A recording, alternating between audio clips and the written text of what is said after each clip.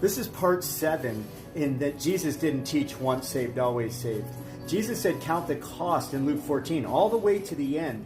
Jesus showed that you can fall away in his parables. All judgment's been handed to Jesus, John 5:22. Any word that you reject from Jesus will judge you in John 12:48. So we went over the parables. The evil servant doesn't continue, the 5 foolish virgins, the parable of the talents where he buries it and doesn't do anything. It's called wicked and slothful. Even many are going to say in that day, Lord, Lord. What was the reason that they're being cast out? Because they're works of iniquity. The wise hear and do. But let's move on to Paul. Paul said the Spirit expressly states that some will depart from the faith into seducing spirits and doctrines of devils. So they've left the faith. Paul asked the Corinthians, 2 Corinthians 13, to examine themselves, test if they were in the faith, and that Christ be in them, lest they be reprobate. In fact, Paul said he could be reprobate if he didn't keep his body in 1 Corinthians chapter 9. Look at the letter to the Galatians. Paul said they saw miracles by the hearing of faith, yet they were receiving grace in vain by going back to the law. And Paul said he has doubts about them that Christ not be fully formed in their heart. And now look at the end of Paul's life in 2 Timothy 4, even Demas, a fellow laborer, forsook him for love of the present world.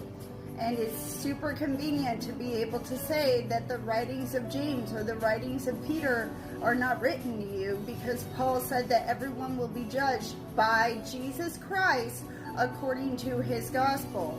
But what did Peter say? He said that even people who do not understand Paul, because he's hard to understand sometimes, they twist his writings to their own destruction as they do other scriptures.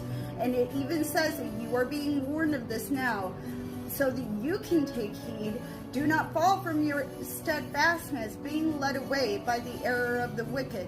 James writes that faith without works is dead, being alone. A man is not justified by faith alone, and your faith is perfected by your works, just like Jesus Christ said. The only way your faith is built is by obedience to him. Another one from Paul, Romans 2, verses 4 through 11. Those who continue seeking glory, honor, and immortality, on them eternal life. But to them who are contentious and obey not the truth, but obey unrighteousness, indignation, wrath, tribulation, and anguish upon every soul of man, on the Jew first and on the Gentile. God is no respecter of persons.